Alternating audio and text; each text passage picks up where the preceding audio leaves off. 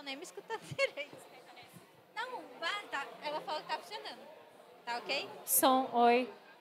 Ah, tá melhor. Oi. Ah, agora sim. Pronto. Bom dia. Eu me chamo Joyce. Faço parte do coletivo Manas na Rua. E a gente está aqui para apresentar um pouquinho do que é o protagonismo feminino no voluntariado, que é o que a gente pratica, o que a gente desenvolve. E vou deixar Gel começar aí os agradecimentos. Bom dia, gente. Eu me chamo Giovana Grunauer. Eu integro junto com Joyce e todas as manas que estão aqui, o coletivo. E nós gostaríamos de agradecer inicialmente a Gabriel, que fez essa ponte entre o evento e o coletivo, o Go RN. Todos vocês que estão aqui reunidos para escutar a gente falando um pouco sobre nossas experiências. E gostaríamos de agradecer também aos nossos apoiadores do coletivo, que são as empresas Libre, Delectus, Pedicaju, todos os apoiadores do nosso coletivo e todos vocês. É isso aí.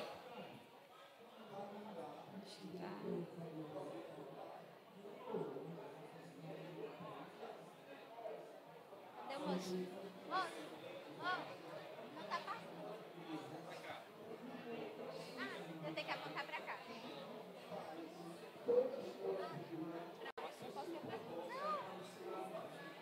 Não, não tá passando.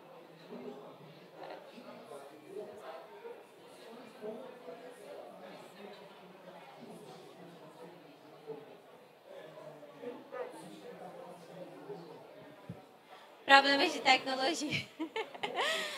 Como a gente falou, eu sou engenheira química, mas atuo muito nessa área de voluntariado. Atuo numa organização social chamada Atados, que faz gestão de voluntariado para várias organizações.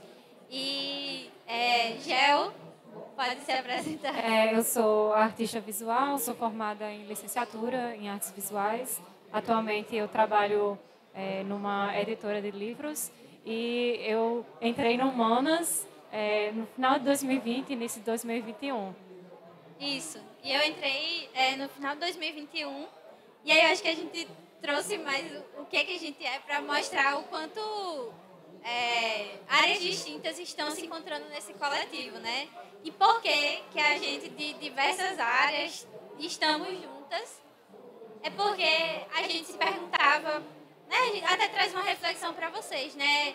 Por que tem tanta miséria na nossa cidade, no nosso país?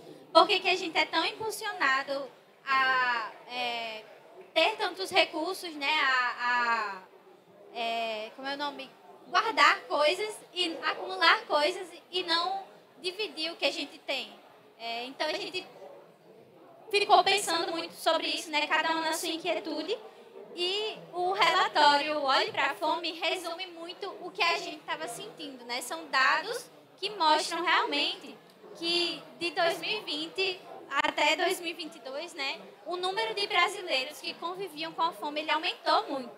Hoje são 33,1 milhões de pessoas que não têm o que comer. Isso representa 15% da população. E para a gente, isso não é só um número, né? Não é uma porcentagem apenas. A insegurança alimentar, ela é um fenômeno que ocorre quando a pessoa não tem acesso regular e permanente a alimentos. Então, ela tem 3 níveis. Ela pode ser leve, moderada ou grave. A leve é quando você tem uma incerteza em relação à aquisição desses alimentos em um futuro próximo ou quando a qualidade da sua alimentação está comprometida. Por exemplo, né, pessoas que se alimentam apenas de alimentos industrializados, que têm poucos nutrientes realmente. A moderada é quando ela tem uma quantidade insuficiente de alimentos e grave é quando ela é privada realmente do consumo de alimentos. E quando a gente pensa de uma maneira prática, é quando você não sabe nem quando é que vai ser a sua próxima refeição. E aí, olhando para esses dados que são nacionais, a gente vê que a fome, né, como eu falei, ela tem rosto, ela tem família, ela tem história, principalmente para a gente. Da região de todo o país, as regiões Norte e Nordeste são as que têm os piores números, né, de segurança alimentar. Só que a gente destaca aqui que o Rio Grande do Norte, ele é o estado das regiões Norte e Nordeste com o melhor nível de segurança alimentar e ele é o segundo com o menor índice de insegurança alimentar grave dessas duas regiões. E a gente olha para isso e fala, caramba, que coisa boa, né? Mas não era isso que a gente estava vendo nas ruas da cidade de Natal. Então, o que a gente fez, né? Ah, e outro dado super importante é que a fome, ela tem vários recortes. Ela tem o recorte de cor, né? Ela tem o recorte racial e ela tem o recorte de gênero, que esse é o recorte que mais chama atenção para a gente. Que na pesquisa em geral, no relatório da Olhe para a Fome, da região Norte e Nordeste, 4 em cada 10 lares, eles estão em insegurança alimentar. Mas quando esses lares são chefiados por mulheres, esse número sobe de 4 para 6. Então, a gente precisa muito olhar para isso. E o que a gente fez foi começar a olhar para as ruas, né? Ver o que estava acontecendo realmente na nossa cidade. E aí, como foi que a gente começou a agir, né? Aí já pode Humanas na Rua começou num contexto pandêmico, né? Então, ele se insere justamente em um momento muito obscuro que a gente estava vivenciando, né? O agravamento de pessoas em condição de vulnerabilidade, mais pessoas morando na rua, então, um cenário de degradação. Então, diante dessa realidade, que mulheres unem esforços para utilizar o privilégio que têm em prol dessas pessoas que, infelizmente, deveriam ter condições de vida, mas ainda se encontram nesse estado deplorável. Inicialmente, eram pouquíssimas voluntárias e nossas atuações era muito voltada para o centro da cidade, no viaduto do Baldo e próximo ao INSS. Isso. A gente começou, a nossa primeira ação foi em 28 de novembro de 2020, né? Tínhamos apenas 5 voluntárias e a gente levava poucas refeições e era bem assim como vocês estão vendo, né? A gente levava nas nossas mãos mesmo, assim, né? Carregando as coisas, era na calçada e esse cenário mudou um pouquinho. Mas como que a gente se define, né? O que realmente é Humanas na Rua? A gente é um coletivo feminista e vegano que atua na distribuição de comida sem exploração animal para pessoas em vulnerabilidade social, tanto na Cidade Alta quanto na Ribeira, aqui em Natal. E aí, por que a gente tem toda essa construção, né? Porque a gente se uniu em 3 frentes de atuação. A gente utiliza o veganismo popular para combater o racismo alimentar, que é essa distinção de pessoas que têm acesso a comidas com um valor nutricional realmente alto, para combater a insegurança alimentar, então levar comida de qualidade para pessoas, né, comida de verdade para essas pessoas, e também falar sobre o veganismo de maneira acessível, porque hoje a gente vê muito em todos os lugares que o veganismo é algo muito caro, é algo elitizado, que está extremamente elitizado, como se fosse uma coisa que, eu não posso fazer, não dá para mim, isso não é para mim. E, na verdade, é para todo mundo. Além disso, a gente queria, né, atuar nesse combate à fome, dos acessos a direitos básicos, porque a gente sabe que o dever de fornecer comida a essas pessoas é do Estado, mas devido a todo esse contexto que a gente falou aqui, a gente sabe que as pessoas estão sem acesso a direitos básicos e combater esse termo, né, que é usado pelo padre Júlio Lancelotti, que é a aparofobia, que é a fobia à pessoa pobre. Então, a gente está lá com as pessoas todo sábado para desmistificar também um pouco isso. E a nossa frente de feminismo, ela vem de um lugar de trazer segurança para mulheres atuarem no voluntariado. Porque a gente está nas ruas. E às vezes as ruas elas são tidas como espaços de insegurança para mulheres. A gente que é mulher, a gente tem medo muitas vezes de andar nas ruas ou de interagir, de fazer um trabalho voluntário. E aí a gente utiliza, né, da sororidade, dessa irmandade que a gente tem para criar um coletivo que é, na verdade, uma rede de acolhimento para mulheres que querem fazer voluntariado, que querem agir contra essa situação. E aí, o que a gente faz? Na prática, a gente se organiza durante a semana para distribuir o café da manhã para pessoas, né, lá no baldo e lá próximo ao INSS. E esses alimentos, eles são 100% vegetais. A gente distribui periodicamente kits de higiene, porque a gente entende que essas pessoas necessitam também de acesso a esses produtos de limpeza.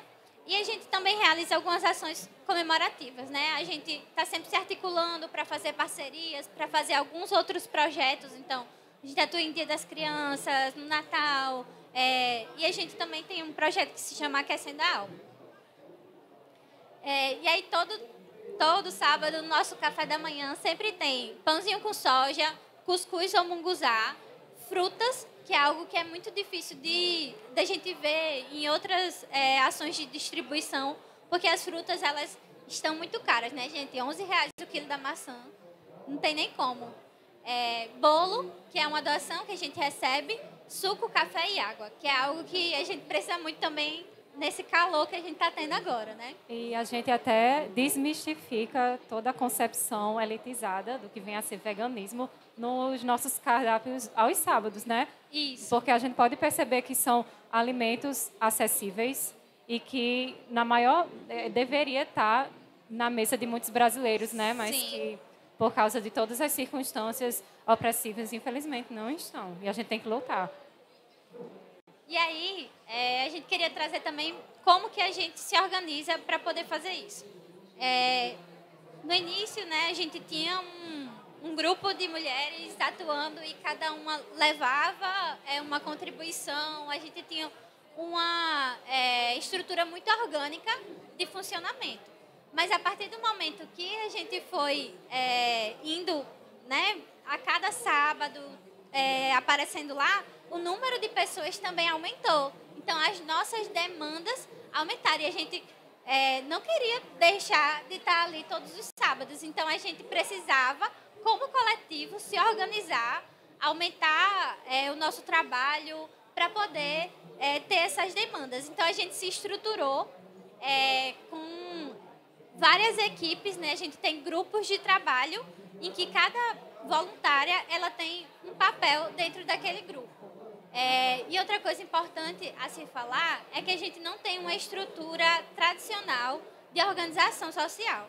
A gente é uma organização, né, da sociedade civil, nós somos formalizadas, temos nosso CNPJ, temos um estatuto, regulamento, código de conduta, termo de voluntariado, mas a gente não tem uma estrutura com presidente, vice-presidente, secretário. A gente tem isso no papel, mas na prática o que a gente tem é uma horizontalidade, porque a gente acredita que a gente precisa desenvolver as nossas voluntárias, a gente precisa escutar todas elas. As nossas ações elas são tomadas de uma maneira muito mais de colaboração, de cocriação, do que realmente de, digamos, autoridade ou esse tipo de coisa. E isso é o que faz, acredito eu, o nosso coletivo ser tão unido e a gente poder dizer que o nosso coletivo é uma rede de acolhimento. Eu acho que é importante ressaltar também que todos os grupos de trabalho eles estão articulados entre si e que nós temos reuniões periódicas para que nós tenhamos um alinhamento em termos de ideia, de pensamentos, projetos, para que assim isso possa ser efetivado na prática. Isso, verdade. E aí tem todos esses grupos, né? Não vou passar cada um, mas a importância da gente mostrar isso é que não é só pegar comida e entregar lá. A gente tem toda uma preparação durante a semana, tem muita coisa para que todo sábado a gente esteja lá, no mesmo horário, né, com as pessoas, para que ninguém fique sobrecarregada, porque nós todas somos voluntários. E é o compromisso também, né, com a ação, As pessoas que o estão ato, lá. o ato do voluntariado. Então, nós estamos realizando um trabalho como qualquer outro. Sim. Então, a gente precisa se preparar, a gente precisa se articular e levar isso com seriedade. E hoje nós somos mais de 30 voluntários. Então, começamos lá com 5 pessoas, né, 5 mulheres com o ideal. E hoje nós somos mais de 30 e a gente já fez muita coisa.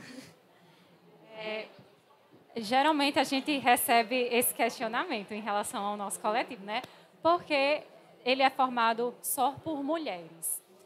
Eu gostaria até de abrir uma reflexão aqui, porque nós sabemos que vivemos em uma sociedade muito desigual e que, infelizmente, a questão da cor, a questão do gênero, da etnia, às vezes pode ser algo usado contra nós, né?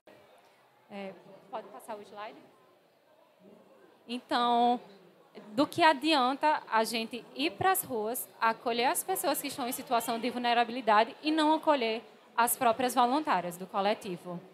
Existem outras instâncias maiores que a gente precisa se atentar também. São essas instâncias de opressão que sempre nos colocam numa condição de inferioridade. E uma vez que nós, mulheres, reconhecemos essas instâncias, nos unimos, ou seja, estamos enquanto aliadas, amparando umas às outras, a gente consegue unir esforços para derrubar aquele inimigo em comum. Aquele inimigo que coloca a gente na condição de inferioridade por causa do nosso sexo, por causa do nosso gênero, né? Por causa da nossa cor, por causa da condição econômica que as pessoas se encontram, né? E, enfim, compreendendo essas estruturas de dominação e de poder vigentes e de como isso nos afeta, que a gente consegue alinhar nossos propósitos em prol de uma mudança efetiva. Então, essa consciência de gênero, de raça e de classe, ela tem que existir justamente porque isso vai ser o nosso alicerce quando a gente vai para a rua, quando a gente vai se colocar à disposição do outro, de ajudar o outro e de minimizar essas diferenças.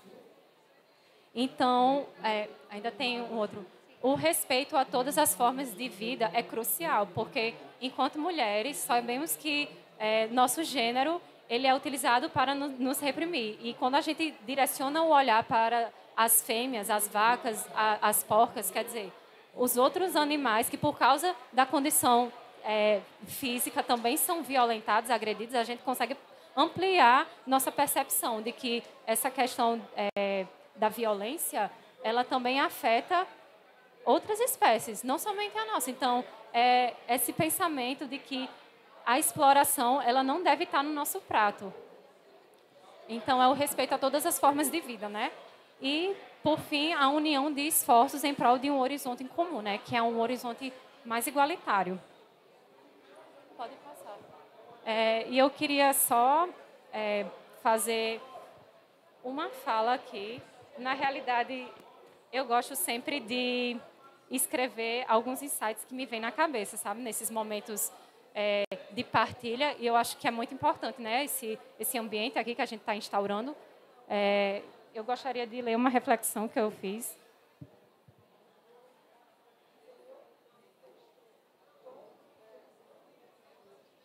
Eu gostaria também que vocês fossem anotando seus questionamentos e dúvidas, porque é assim que a gente vai evoluindo, né? Quando a gente coloca em discussão tudo isso.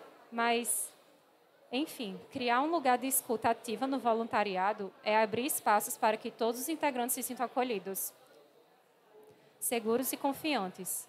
E no caso de coletivos formados por mulheres, esse propósito leva principalmente em consideração o fato de estarmos inseridos em uma sociedade que, infelizmente, ainda perpetua opressões com base no gênero. Compreender essas instâncias sempre será um processo de enfrentamento para nós. Então, quando nos solidarizamos com a dor da outra, por meio do diálogo e de vivências, estamos ampliando nossa capacidade de escuta e, consequentemente, nossa empatia e sensibilidade. Precisamos estar munidas desses propósitos quando vamos atuar na rua, quando vamos lidar com uma realidade extrema, permeada por desigualdades.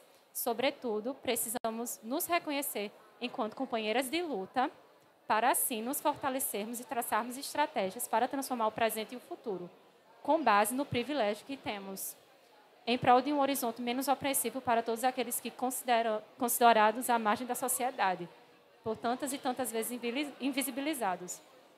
Só vamos conseguir realizar isso unindo esforços e internalizando que o mesmo sistema que segrega pessoas em situação de vulnerabilidade, subtraindo cada vez mais suas possibilidades de existência, é o mesmo que inferioriza nossos corpos, nossos pensamentos, nossa existência também.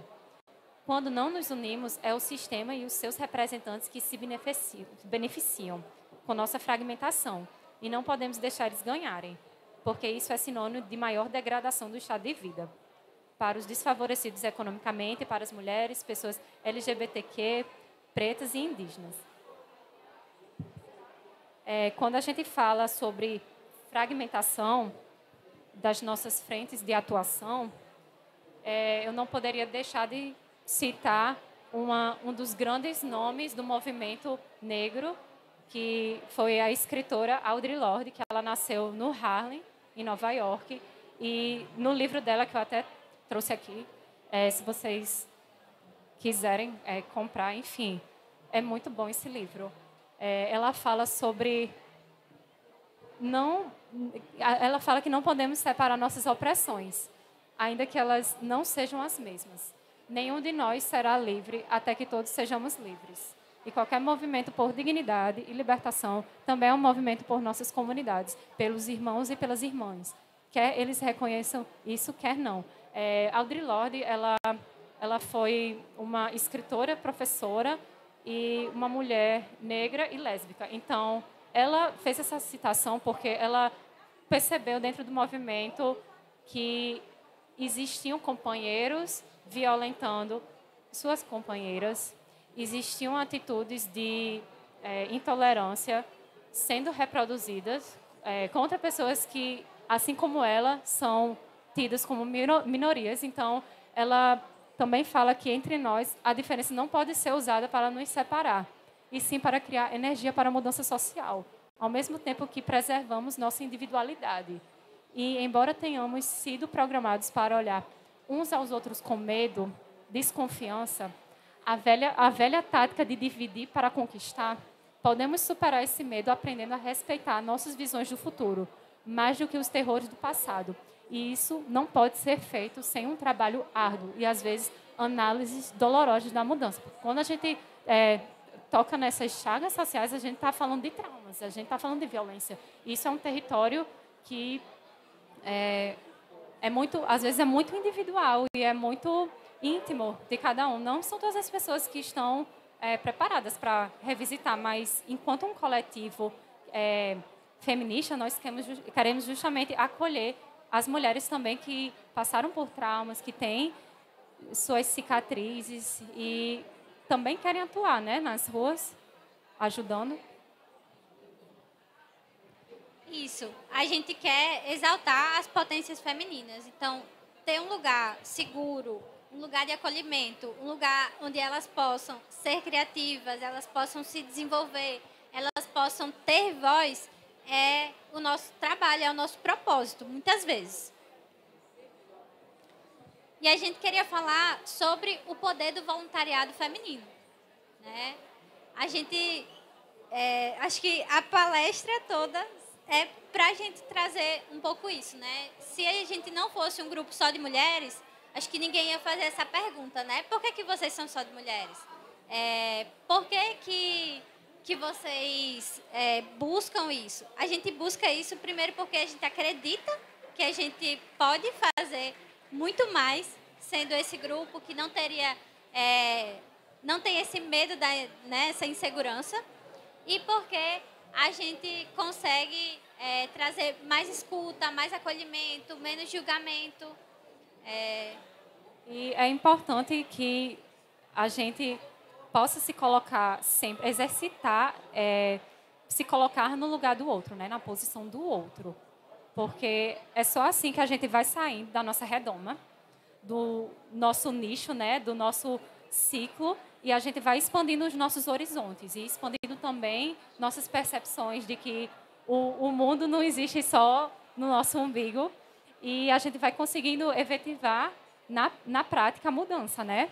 E é muito importante a gente sempre realizar esse exercício de escuta e de acolhimento, e principalmente não se permitir embrutecer internamente, né? Porque sabemos que são muitos os desafios de viver nessa sociedade, né? Que historicamente é responsável por tantas opressões, né? Então, eu acho que trabalhar essa questão do afeto, né? A empatia, tudo isso vai contribuir para que nos tornemos mais humanos, né? No final de tudo. Sim. E uma coisa muito importante é que a gente não se reconhece como heroínas. Nós não somos as pessoas que vão salvar, vão acabar com a fome, vão salvar aquelas pessoas que estão lá. A gente, na verdade, atua por uma questão de justiça social. Então, quando a gente fala sobre o poder do voluntariado feminino, sobre o que a gente faz, a gente sabe que é um trabalho árduo. Estar no Manas na Rua não é fácil. Todo mundo tem muito compromisso, a gente tem muita coisa, mas a gente se uniu para um propósito comum. E o que auxilia a nossa jornada, né? A gente segue uma fala de Paulo Freire, que é a cabeça pensa onde os pés pisam. Então, se a gente está lá pisando, indo nas ruas, a gente consegue ter uma consciência, né, formada por essa vivência. E então a gente acredita que essa atuação sem heroísmo, sem romantização, ela é o forte do Manas na Rua, porque a gente consegue enxergar aquele movimento, né, a nossa atuação de uma maneira menos romantizada mesmo, né, mais realista. E outra coisa que ajuda a gente, né, que é algo importante demais, é que as voluntárias, elas são comprometidas com os valores do coletivo.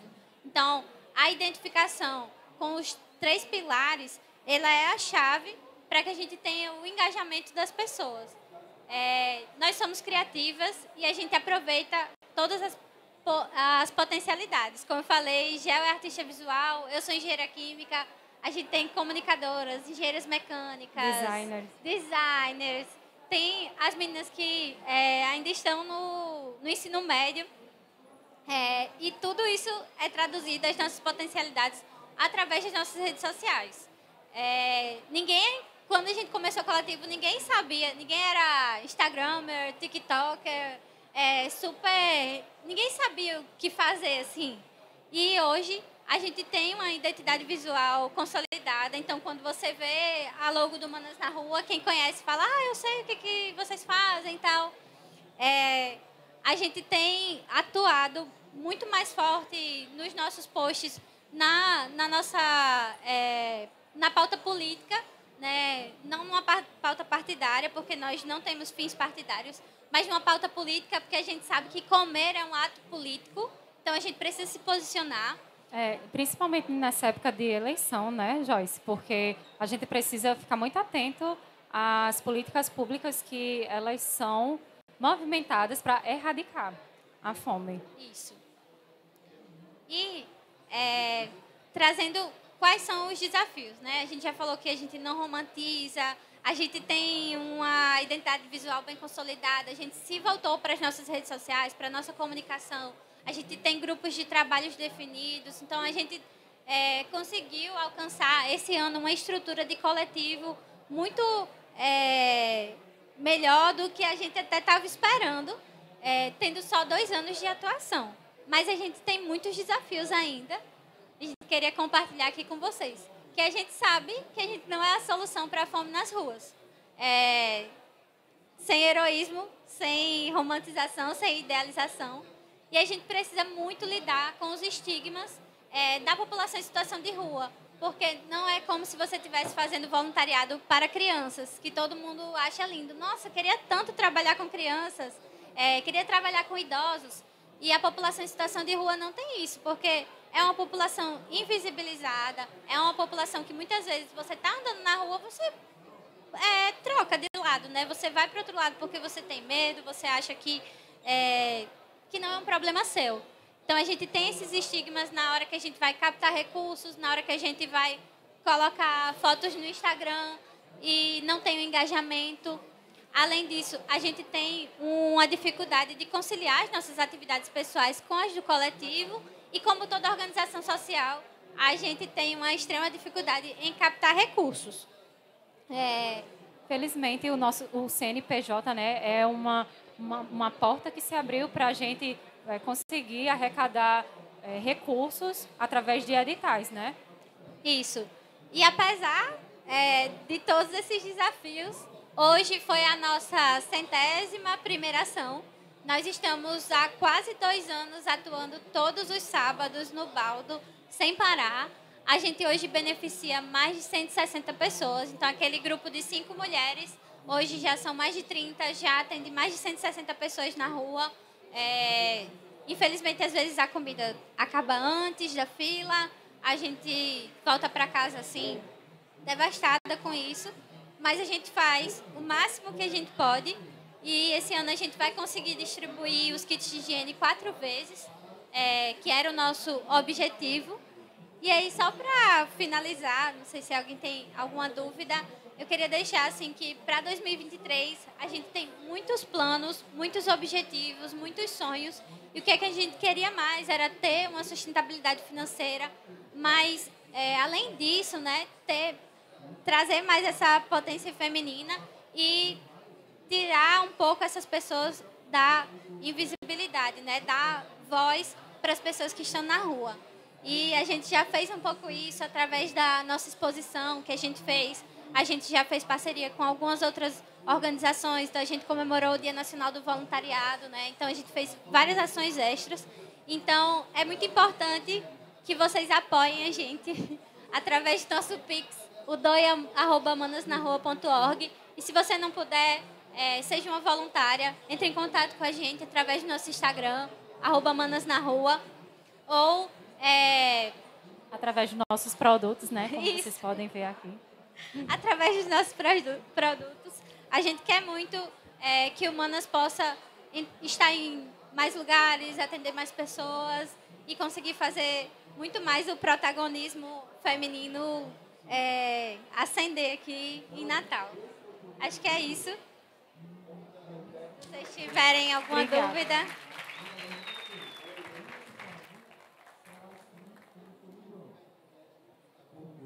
Se alguém quiser falar alguma coisa, pode passar o microfone.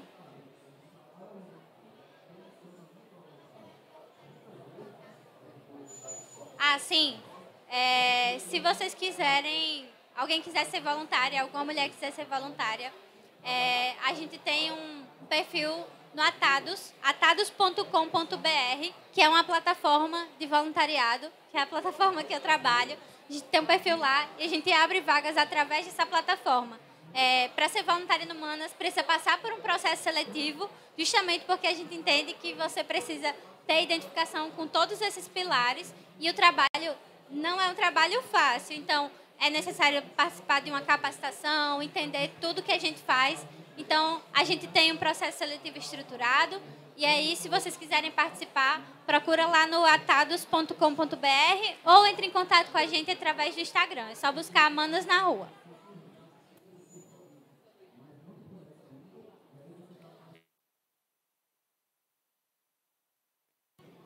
Muito obrigado, meninas. E eu acho que agora a gente fica com todo o projeto do impacto social. Aguardem, tem mais programação.